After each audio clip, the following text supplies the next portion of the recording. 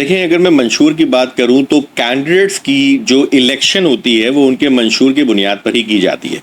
मंशूर basically the ideology या जो objective होता है, किस ऑब्जेक्ट उसके ऑब्जेक्टिव क्या हैं किसी भी कैंडिडेट के, वो इलेक्ट होने के बाद आया वो ऑब्जेक्टिव ऐसे हैं कि उसको इलेक्ट किया जाए, तो मंशूर ये होता है। हमारे जितने भी बार में इस टाइम पे लोग जो इलेक्शन लड़ रहे हैं, बेशक वो सिंध के हों, सिंध बार के हों, या हाई कोर्ट बार के हों, या कराची बार के हों, हर आदमी अपने एक ऑब्जेक्टिव्स अपने मंशूर के साथ आता है और कहता है कि अगर मैं इलेक्ट होता हूं तो मैं इंशाअल्लाह ताला ये वाले काम करूंगा और बार को एक ये कहते हैं ना वेलफेयर ऑफ द एडवोकेट्स के लिए यहाँ पर आके मैं काम करूंगा। तो मेरे भी जाहिर सी बात है चंद मंशूर हैं, मौजूद हैं। और अगर मैं अपने मंशूर की बात करूं तो मेरे मंशूर जो हैं वो थोड़े से डिफरेंट हैं औरों से। सबसे पहले देखें, मैं ये कहूँगा कि मैं देखता हूं हमारे और जितने भी हमारे इदारे जो हैं उन सब के, जिसमें मैं फ़ौज ले लूं या जिसमें मैं और इदारे भी, मिसाल मैंने फ़ौज की इस वजह से दी है क्योंकि उनके स्कूलिंग सिस्टम बहुत ज़्यादा अच्छे, तो हम वकला का भी एक स्कूलिंग सिस्टम होना चाहिए है। स्कूलिंग सिस्टम से मुराद मेरा ये है कि वकला की जितने भी औलादे हैं, जितने भी बच्चे हैं, आप देखें एजुकेशन कहाँ तक पहुँच गई है। 25-30 हज़ार रुपये आजकल बच्चों की फ़ीस है।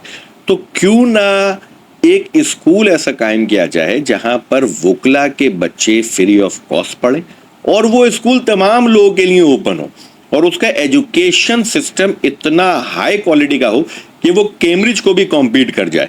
तो सबसे पहले तो मैं ये चाहता हूँ कि एक ऐसा स्कूल खोलना चाहिए वकला के बच्चों के लिए कि वकला के बच्चे सारे के सारे उसी स्कूल में पढ़े बैठ के। अच्छा, दूसरी अगर मैं बात करूं तो दूसरा मेरा रुझान है हॉस्पिटल की तरफ। ठीक है, अभी इन द मीनवाइल क्योंकि हॉस्पिटल हब की तरफ हम गए नहीं हैं, तो इन द मीनवाइल हम कार्ड्स लोगों को देना शुरू कर दें। जितने भी हमारे लियाकत नेशनल है, आगा खान है, और भी मल्टीपल हॉस्पिटल है, इनके कार्ड्स होना चाहिए हैं जो कि हम हेल्थ कार्ड जो वकीलों के पास हों। लेकिन मैं ये चाहता हूं कि वकीलों का सेपरेट एक हॉस्पिटल होना चाहिए है। जैसे हमने यहाँ पर एक शादी हॉल बनाया हुआ है, नो डाउट हमने बनाया हुआ है, हम क्यों ना एक हॉस्पिटल तामीर करें। हॉस्पिटल तामीर से ये फायदा होगा कि वहां पर अगर हम हाईली क्वालिफाइड डॉक्टर्स लेके आएंगे, वकीलों का तमाम इलाज फ्री ऑफ कॉस्ट हो। बेशक और लोगों से चार्जेस लें वकीलों का, लेकिन इलाज फ्री ऑफ कॉस्ट होना चाहिए है। फिर मैं ये चीज चाहता हूं कि हम सारे वकीलों का लाइफ इंश्योरेंस भी होना चाहिए है। और ये लाइफ इंश्योरेंस अगर हम वकीलों को देंगे, क्योंकि आजकल आप देख रहे होंगे बहुत सारे वकीलों को शहीद कर दिया गया, जिसमें हमारे ख्वाजा शम्स भाई थे, जिसमें हमारे मलिक नासिर भाई थे, हमारे जावेद भाई को गोलियां मारी गई। अल्लाह ताला अल्हम्दुलिल्लाह वो सही हैं बिल्कुल। अब ऐसी सूरत हाल के अंदर लाइफ इंश्योरेंस ज़रूर होना चाहिए वकीलों का। लाइफ इंश्योरेंस से फ़ायदा ये होगा कि खुदा ना खास्ता अगर वकीलों को कुछ होता है तो उनकी फैमिलीज एटलीस्ट सफ़र ना करें। नो डाउट हमारा सिंध बार इस बारे में बहुत ख्याल रखता है और वो जो है खुदा ना खास्ता अगर किसी वकील को कुछ होता है तो वो उसको अकॉर्डिंगली 5 लाख रुपए के करीब रकम देते हैं। लेकिन आई थिंक ये 5 लाख रुपए की रकम आजकल के ज़माने में कुछ भी नहीं है। इससे तो 1-2 महीने का राशन भी नहीं आता, तो ये कुछ फायदेमंद चीज़ इतनी साबित नहीं होती मेरे हिसाब से। मैं ये कहता हूँ कि लाइफ इंश्योरेंस ऐसा हो जाके वकीलों के जो बच्चे हैं, छोटे अगर बच्चे हैं तो उनकी प्रॉपर एजुकेशन, सारी चीज़ें कवर्ड हों। तो ये सबसे बड़ा वेलफेयर होता है।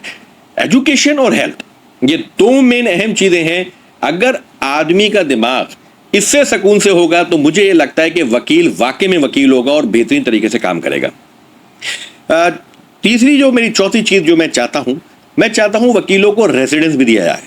पहले होता था ये कि KBA सोसाइटी है, बाकायदा वकीलों को, हाई कोर्ट की अपनी है, वकील वहाँ पर पहले होते थे, वहाँ पर वो बाकायदा उसकी वो प्लॉट्स बुक करवाया करते थे। लेकिन ये स्कीम बहुत अरसे से आई नहीं है। तो मैं अगर आया तो मैं ये कोशिश करूँगा कि ये सारी चीज़ों पे मैं जितने अपने एफर्ट्स दे सकता हूँ, मैसिव एफर्ट्स दूंगा और कोशिश करूँगा कि ये सारी की सारी चीज़ों को मैं एक तरीके से इसकी इम्प्लीमेंटेशन प्रॉपर करवाऊँ।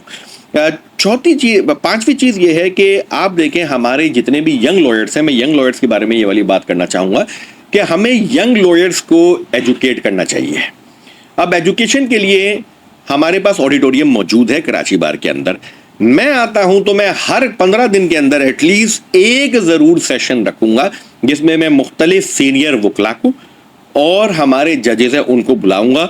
जितने भी यंग लॉयर्स हैं उनको मैं सिखाऊंगा कि हाउ टू क्रॉस एग्जामिन, ठीक है, किस तरीके से प्लीड किया जाता है, किस तरीके से प्लीडिंग्स को ड्राफ्ट किया जाता है। ये सारी चीजें अगर आप यंग लॉयर्स को सिखाएंगे तो इसका मतलब यह है कि आपने यंग लॉयर को तैरना सिखा दिया। असल में ऑब्जेक्टिव सीनियर का होना चाहिए कि यंग लॉयर को तैरना सिखा दे ताकि वो खुद अपना फिर शिकार करे। इसके अगर अब मैं आगे बढ़ूं तो पहले मैंने एक दफा ये हुआ था कि बहुत पहले की बात है कि मलेशियन बार यहां पर आया था। देखिए हमारा कराची बार जो है ये एशिया का इनफैक्ट सबसे बड़ा बार है। अगर मैं कोशिश करूंगा कि मेरी अपनी तरफ से बहुत ज़्यादा कोशिश होगी कि मैं किसी तरीके से और जो इंटरनेशनल बार्स मौजूद हैं यहाँ पर, जैसे सिंगापुर बार है, मलेशियन बार है और दुबई की अपनी अलग है, डिफरेंट कंट्रीज़ की और जो बार है उनके साथ एफिलिएशन हम कर लें। उनके साथ अगर हम एफिलिएशन करते हैं तो हमारा यहाँ का वकील वहाँ पर भी जाके प्रैक्टिस कर सके। जो जाना चाह रहा है वो जाए, जाके प्रैक्टिस करे। ये जो हिंड्रेंस है, ये जो ऑब्स्टिकल है जो इन बिटवीन आती हैं, इसको खत्म हो जाना चाहिए है। सातवीं अहम चीज रिटेनरशिप्स। आप देखें इस टाइम पे ऑलमोस्ट 2,65,000 से ऊपर कंपनीज रजिस्टर्ड हैं। अगस्त में तकरीबन 3,000 हुई हैं और हमारे जितने भी यंग लॉयर्स हैं उनको रिटेनरशिप भी ऑफर नहीं होती है। भाई ये रिटेनरशिप जाती कहाँ है? मेजॉरिटी तो of the companies bogus lawyer के नाम लिखे होते हैं वहां पर। ये खत्म होना चाहिए। एससीसीबी के साथ कुछ ऐसा कोऑर्डिनेशन करें कि वो उस पे कीन आए, बार और एससीसीबी रखे और अकॉर्डिंगली जो रूल्स हैं कि भाई एक के साथ 3 कंपनी ज्यादा नहीं हो सकती, हर वकील के साथ एटलीस्ट 2-2, 3-3 कंपनी होना चाहिए। 2,65,000 कंपनीज हैं, आप अंदाजा लगाएं। और वकील कितने तकरीबन आप टोटल कह लें कि 40,000 अप्रॉक्स होंगे। अगर आप डिवाइड करें 2,40,000 से तो हर बंदे के हक में एटलीस्ट 4 से 5 कंपनी तो आना चाहिए ना। इसके ऊपर आवाज उठाएं, रिटेनरशिप आएगी, ऑटोमेटिकली उसका किचन चलना शुरू हो जाएगा। किचन चलेगा, उसको कोई टेंशन ही नहीं है। तो किचन सिक्योर्ड करना सबसे ज्यादा अहम चीज है हम यंग लॉयर्स के लिए, जो मैं सबसे अपनी मैं कोशिश करूंगा। 5वीं चीज अगर आप देखें, आजकल हमारे सिटी कोड का आप हाल देखें, हुलिये से बेहुलिये हो गया है। आप जाएं, जगह जगह पानी पड़ा हुआ है, गड्ढे खुदे में, आवाम इतनी ज्यादा होती है, चलने की जगह नहीं होती है, एक दूसरे से लोग टकरा रहे होते हैं, फैमिली केसेस अलग लगे हुए हैं। फैमिली केसेस में जाएं तो वहां पर इतने छोटे छोटे हॉल बनाए हुए हैं कि वहां पर अलग परेशानी। ये तमाम चीजों पे हमें ध्यान देना पड़ेगा और मैं आऊंगा तो मैं इन चीजों पे ध्यान दूंगा। ये इसके लिए इंफ्रास्ट्रक्चर के लिए जितने भी कंसर्न इदारे हैं उनको बुलाया जाए। इंफ्रास्ट्रक्चर जरूरी है। अगर आप देखें हाई कोर्ट बनिस्बत सिटी कोर्ट से बहुत ज्यादा बेहतर है, बहुत ज्यादा बेहतर है। एक इन्होंने अच्छा काम किया है, पहले कैदी जो होते थे क्या कहते हैं, वो आके कैदी भी अवाम अलग और कैदी अलग, अब इन्होंने ऑनलाइन वहां पर सिस्टम स्टार्ट कर दिया। अब ऑनलाइन वो डीजे और एडीजेस के उसमें ऑनलाइन हो रहा है, वहां पर कस्टडी प्रोड्यूस नहीं हो रही है। लेकिन अगर आप फिर भी वहां पर जाएं, वहां पर आप हाल देखें क्या हुलिये से बोलिए हो रहा है। इंफ्रास्ट्रक्चर के ऊपर काम करना जरूरी है और खासतौर पे मैं प्रोसिक्यूशन के लिए यहाँ पर आवाज़ उठाना चाहूँगा आपके तवज्जो से। एक 17-18 ग्रेड का अफसर बाहर कुर्सी और टेबल डाले बैठा हुआ होता है और एक एसएचओ का कमरा आप जाके देखें कितना बड़ा कमरा होता है। यहीं पर ही आपको डिस्क्रिमिनेशन नजर आ जाएगी कि क्या हाल किया हुआ है हम वकीलों का यहाँ पर। भाई प्रोसिक्यूटर है, एक बड़ा अफसर है, ऑफिसर ऑफ द कोर्ट है, उसको आप देखें बाहर कुर्सी टेबल, अरे उसको छोड़े आप जज का चैम्बर देख ले जाके। मैं डीजेस की बात नहीं कर रहा, डीजेस के चैम्बर अच्छे हैं, वो तो बड़े मजे से ठंड में बैठे हैं, चारों डीजे, इनफैक्ट 5 डीजे बड़े ठंड में बैठे हैं, बड़े बड़े कमरे, एसी वगैरह सब इंजॉय कर रहे हैं।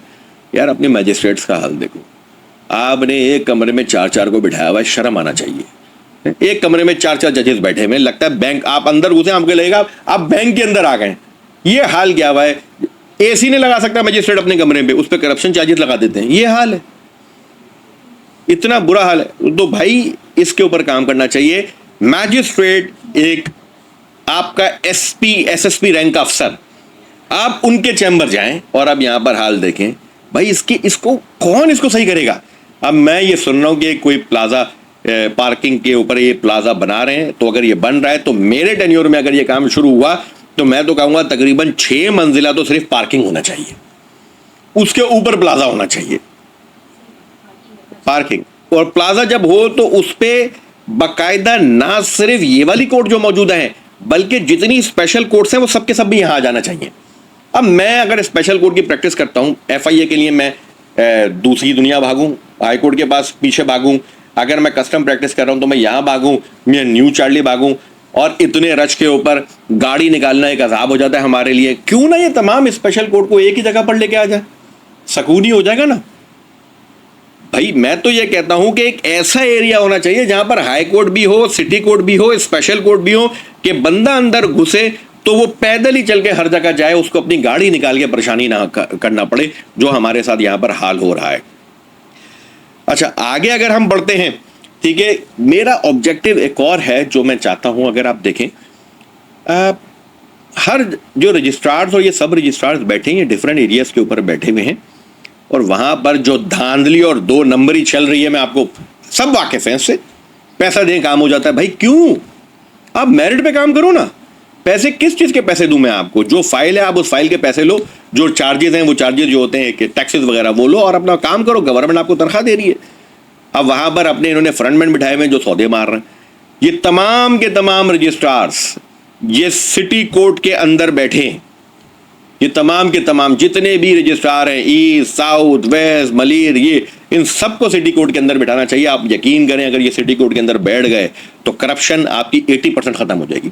मैं 20% का मार्जिन फिर भी रखूंगा, लेकिन 80% आपकी करप्शन खत्म हो जाएगी, क्योंकि हम वकील ही हैं जो करप्शन को खत्म कर सकते हैं। आम आवाम से तो ये पैसा निकलवा लेते हैं, हम वकीलों से इस तरीके से करप्टेड अमाउंट नहीं निकलवा सकते ये तो। और ये सबसे मेरा मुश्किल काम होगा, और इस चीज पे मैं मुसलसल आवाज उठाऊंगा कि तमाम सब रजिस्ट्रार सिटी कोर्ट के अंदर मौजूद होना चाहिए, रजिस्ट्रेशन सिटी कोर्ट के अंदर होना चाहिए। सिर्फ सेंट्रल रिकॉर्ड नहीं, बल्कि तमाम रजिस्ट्रार जो हैं ये भी, इनको भी बिठाया जाए।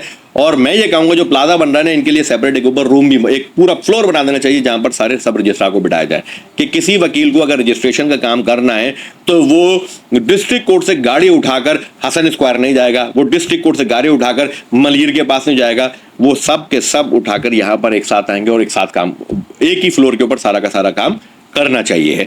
अच्छा, आजकल देखें आप, अगर सिटी कोर्ट में जाते हैं तो मेरे क्लाइंट मुझे फोन करते हैं, कहते हैं फोन बन जा रहा है। मेरे दोस्त मुझे फोन करते हैं, कहते हैं फोन बन जा रहा है। ये कोई इतना बड़ा इशू नहीं है, छोटे छोटे बूस्टर्स लगा दें। कम से कम अगर 500 बूस्टर्स लगा देंगे सिटी कोर्ट की जुरिडिक्शन के अंदर तो ये मसला रिजॉल्व हो जाएगा। बूस्टर्स के ऊपर काम कर लें। तो मेरा ये ऑब्जेक्टिव भी रहेगा किसी तरीके से ये वाईफाई के जो बूस्टर्स होते हैं इसको मैं 500 के करीब जो है ये मैं इसको लगाऊं, और ताकि अपने आप जो है वो सब ये प्रॉब्लम रिजॉल्व हो, ताकि एक दूसरे से आप आराम से कांटेक्ट कर सकें। क्योंकि सिटी कोर्ट के अंदर, डिस्ट्रिक्ट कोर्ट के अंदर सबसे ज़्यादा ज़रूरी होता है एक दूसरे से कांटेक्ट करना। तो ये मैं खातूनों के लिए, मेरी बहनें, उनके लिए मैं ये वाली बात बोलना चाहूँगा, जितनी भी हमारी खातूनें हैं जो ख़ासतौर पे जो बाहर से आ रही हैं, विमेन का सेपरेट एक हॉस्टल होना चाहिए। ये सबसे ज़्यादा ज़रूरी है। उनको यहाँ पर रेसिडेंस का मतलब होता है।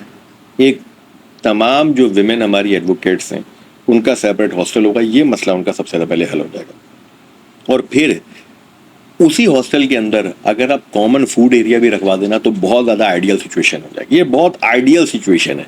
अगर ऐसा हो गया तो बेहतरीन हो गया। कराची में मल्टीपल ज़मीनें खाली हैं, आप गवर्नमेंट से अलॉट करवा के ये काम कर सकते हैं, और ये होना चाहिए। इस पर मैं आवाज़ उठाऊँगा।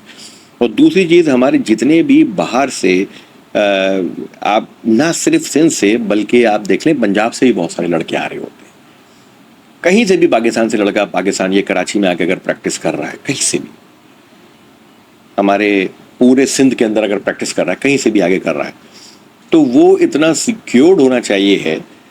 और वो सिक्योरिटी उसको मिलती है, सबसे पहले सिक्योरिटी उसको मिलेगी छत से, देयर इज़ ए हॉस्टल। उसके बाद उसको सिक्योरिटी मिलती है फूड से। फूड के लिए अगर आप रिटेनरशिप उसको दिला दें तो वो मसला हल।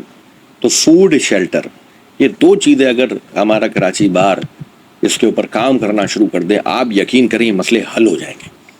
कराची के अंदर जितनी आवाम आ रही है, जितने हमारे वकील आ रहे हैं कराची के, बिलखसूस कराची में प्रैक्टिस कर रहे हैं, तो उनके लिए तो ये दो काम ज़रूरी हैं। और तीसरी रिटेनरशिप, ये तीन चीज़ें अगर हो जाती हैं तो मैं ये समझता हूँ कि काफ़ी हद तक इम्प्रूवमेंट आ जाएगी। ट्रेनिंग सेशन करवाना मैं हर 15 दिन में इंशाअल्लाह ताला मैं ज़रूर करवाऊँगा। अच्छा सर, ये बताइएगा कि आपने ट्रेनिंग की बात की, तो इसमें सिर्फ लड़के होंगे या लड़कियां भी शामिल हैं? सब। मैंने अभी मैंने मल्टीपल लेक्चर दिए कराची बार में और मलिर बार में भी दिए। मैंने बहुत लेक्चर दिए। मैंने जुडिशरी में भी लेक्चर दिए। जो नए लड़के जो जजेस पेपर में बैठे मेरे माशाल्लाह सारे ऑलमोस्ट क्लियर हो गए। उनको भी मैंने ट्रेनिंग दी और 1 रुपया चार्ज नहीं करता मैं, ये मैं बताऊं आपको, 1 रुपया चार्ज नहीं करता, क्योंकि वो इल्म ही क्या जो बेचा जाए, इल्म तो दिया जाता है, बेचा थोड़ी जाता है। तो 1 रुपया चार्ज के बगैर मैं ये सारे काम कर रहा होता हूँ, बच्चों को ट्रेनिंग दे रहा होता हूँ, और उसमें मेरे आप देखें ज़्यादातर तादाद, जब मैं मलीर में था और यहाँ पर था जुडिशल, यहाँ पर खातूनों की तादाद ज़्यादा थी इत्तेफाक से, और कराची बार में तो इक्वल होती है, जितनी खातूनें होती हैं उतने ही वो मर्द होते हैं, तो वहाँ तो ऑलमोस्ट वो बराबर होती हैं। अस्सलाम वालेकुम, मेरा नाम एडवोकेट मियां शहबाज अली है। मैं एडवोकेट हाई कोर्ट हूँ और मैं उज़ैर AK गौरी, अली खान गौरी का फाउंडिंग पार्टनर भी हूँ UKMS, और we are practising law since 3 years almost. तो उज़ैर इस वक्त KBA का इलेक्शन लड़ रहा है, वाइस प्रेसिडेंट की सीट के लिए वो कंटेस्टेंट है। कुछ चीज़ें हैं जो मैं बताना चाहूँगा कि at the time of casting your precious vote, please do consider these facts. हम लोग एक फ्रेटर्निटी हैं, एक फैमिली हैं, और अपने ज़ाती मफाद के लिए हम किसी को भी वोट देने को तैयार हो जाते हैं विदाउट नोइंग कि हमें किसको देना चाहिए या किसको नहीं देना चाहिए। टू बी वेरी ऑनेस्ट, मैं आपसे एक बात करना चाहूँगा इसी हवाले से कि किसको वोट देना और उज़ैर को क्यों, अगर आप लोग देते हैं तो, या जिसको भी दें, उज़ैर के लिए एक चीज़ मैं जो जानता हूँ ये है कि एक तो ये लिटरेट आदमी है, पढ़ा लिखा लड़का है और कानून भी जानता है, उसके साथ साथ ये चार्टर्ड अकाउंटेंसी भी जानता है। एक और सिर्फ जानना इज़ नॉट सफिशेंट, वो डिलीवर भी करता है लेक्चर्स में, अपनी नॉलेज वो आगे अपने स्टूडेंट्स को पास ऑन भी करता है। अभी आप उससे कभी कुछ चीज़ पकड़ के पूछ लें कि आप जूनियर हैं अगर उसके, या सीनियर हैं या कोलीग हैं, we all are family members. मैं भी पूछ सकता हूँ, मैं अपने जूनियर से भी पूछ सकता हूँ, सीनियर से भी पूछ लेता हूँ। तो आप उससे पूछ लें उज़ैर ये प्रॉब्लम है, वो आपको ज़रूर बताएगा। ये जो एक हुस्न इखलाक है ये कुछ लोगों में पाया जाता है, ख़ास तौर पे KBA में, कराची बार एसोसिएशन में ये चीज़ बहुत लैक करती है। न जाने क्यों हमारी फ्रेटर्निटी में सपोर्ट नहीं है। सपोर्ट अगर है तो चाय के होटल तक है या KBA की कैंटीन तक है। इससे ज़्यादा किसी से अगर नॉलेज में कोई बंदा पूछने की कोशिश करता है या अपना कोई पॉइंट ऑफ व्यू सामने रखना चाहता है तो उसको कोई सपोर्ट नहीं है। और मैं बीइंग अ प्रैक्टिसिंग लॉयर आपको ये बात बता सकता हूँ कि मैं अगर कहीं पे फंसता हूँ तो उज़ैर, अगर मेरा क्रिमिनल में, जैसे वो मुझे बड़ा काबिल वकील लगता है, तो क्रिमिनल में मैं उज़ैर से पूछ लेता हूँ। उसके अलावा एक अच्छा उसने इखलाक का आदमी है, और मेरा आप लोगों से क्या नाम है गुजारिश है, रिक्वेस्ट है कि अपना वोट कास्ट करने से पहले अल्लाह को हाज़िर नाज़िर जानते हुए ना वोट कास्ट कीजिएगा, क्योंकि इस वोट का भी हिसाब होना है। ठीक है, आपकी वजह से अगर कोई सीट पर आता है और वो अपने मैनिफेस्टो के हिसाब से काम नहीं करता तो पकड़ आपकी भी होनी है। फिर उस वक्त आप ये नहीं कह सकते अल्लाह मियाँ मैंने तो बस वोट दे दिया था। Thank you so much. मुंहिंजो नालो एडवोकेट वकार अली लाखेर आहे ऐं नौशरो फिरोज़ सां बिलोंग कयां थो ऐं UKMS लीगल में बैरिस्टर उज़ैर गौरी साहब सां 2 साल खां वठी आउं एसोसिएट आहियां ऐं हिते UKMS लीगल में पंहिंजो लीगल जेके आहिनि असांजो सरगर्मियूं उन्हनि में इन्वॉल्व आहियूं ऐं साईं जिन सां 2 सालनि खां वठी आउं कमु पियो कयां। साईं 2025 ऐं 26 जे इलेक्शन में वाइस प्रेसिडेंट जी सीट ते मुंतखब थिया आहिनि ऐं साईं इलेक्शन पंहिंजी लड़नि पिया 2025 ऐं 26 जेका वाइस प्रेसिडेंट सीट आहे, कैंडिडेट फॉर वाइस प्रेसिडेंट, उन जे लाइ साईं खे पंहिंजो क़ीमती वोट ॾेई कामयाबु कंदा। Thank you. अस्सलाम वालेकुम, दिस इज़ एडवोकेट गुलजार और मैं जो है वो UKMS में I am working as a legal manager.